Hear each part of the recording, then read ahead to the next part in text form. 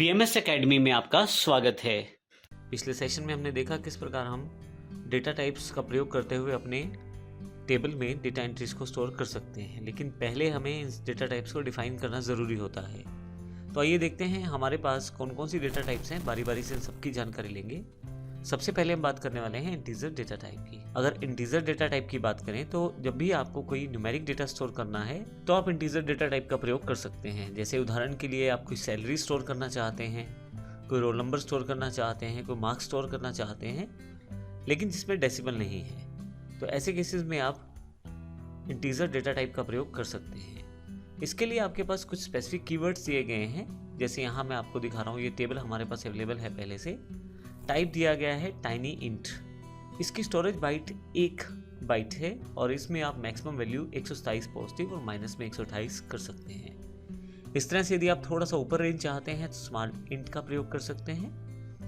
थोड़ा सा उससे ऊपर आना चाहते हैं तो मीडियम इंट का, उसके पश्चात INT और फाइनली बिग इंट का। तो अगर मैं यहाँ डिस्क्राइब करना चाहूँ तो ये जो टाइप है या जो हमारे ये कीवर्ड्स हैं, एग्जैक्टली ये आपको एक रेंज प्रोवाइड करते हैं। किस रेंज में आप वैल्यू स्टोर करना चाहते हैं वो आप डिसाइड कर सकते हैं पहले से ही।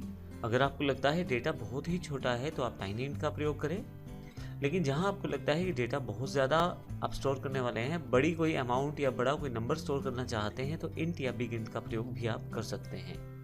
तो यहाँ इंटीजर डेटा टाइप का प्रयोग करके मैं न्यूमेरिक इन्फॉर्मेशन को स्टोर कर सकता हूँ MySQL में। लेकिन जब आपको डेसिमल स्टोर करना हो तो उस केस में आप फिर डेसिमल डेटा टाइप का प्रयोग कर सकते हैं, जिसमें आप अपनी इन्फॉर्मेशन को विद डेसिमल स्टोर कर सकते हैं, आधा दशमलव के स्थान के साथ भी स्टोर कर सकते हैं।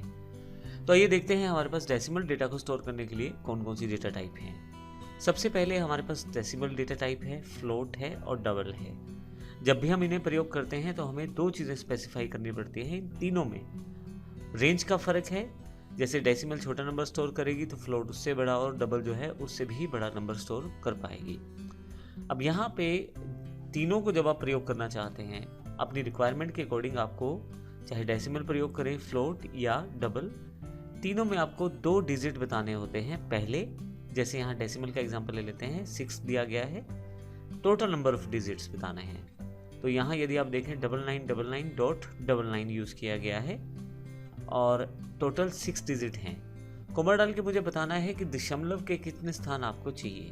तो मैंने यहाँ 2 लिख दिया है, तो इसका अर्थ ये होगा कि हमारे पास दशमलव के 2 स्थान अवेलेबल हो जाएंगे। ऐसा ही बिल्कुल फ्लोट में और डबल में किया जा सकता है। तो डेसिमल नंबर जब भी आप प्रयोग करते हैं तो उसके लिए आप डेसिमल, फ्लोट और डबल का प्रयोग कर पाएंगे। यहाँ एक सजेशन, यदि आप किसी प्रकार की मॉनेटरी कैलकुलेशंस को करने जा रहे हैं जिसमें पैसा इन्वॉल्व है, तो ऐसे केसेस में मोस्टली हम डेसिमल टाइप को चुनते हैं फ्लोट या डबल के बजाय, क्योंकि डेसिमल का जो लेवल ऑफ करेक्शन है वो ज़्यादा रहता है बजाय फ्लोट या डबल के। तो इस सेशन में हमने इंटीजर डेटा टाइप और डेसिमल डेटा टाइप के बारे में पढ़ा है। इस सेशन में हमने जाना कि किस प्रकार हम इंटीजर में या डेसिमल में अपने डेटा को स्टोर कर सकते हैं MySQL में। अगले सेशन में हम बात करने वाले हैं, अगर हमें कोई भी टेक्सचुअल इन्फॉर्मेशन स्टोर करनी है तो हमें किस प्रकार का डेटा टाइप प्रयोग करना है। उसके लिए हम देखेंगे किस प्रकार अगले सेशन में अलग अलग स्ट्रिंग डेटा टाइप्स अवेलेबल हैं, और साथ ही अगर हम डेट टाइम में कोई इन्फॉर्मेशन स्टोर करना चाहते हैं तो उसके लिए हमारे पास MySQL में कौन कौन सी डेटा टाइप्स अवेलेबल हैं। इन दोनों की जानकारी अगले सेशन में हम लेने वाले हैं। धन्यवाद।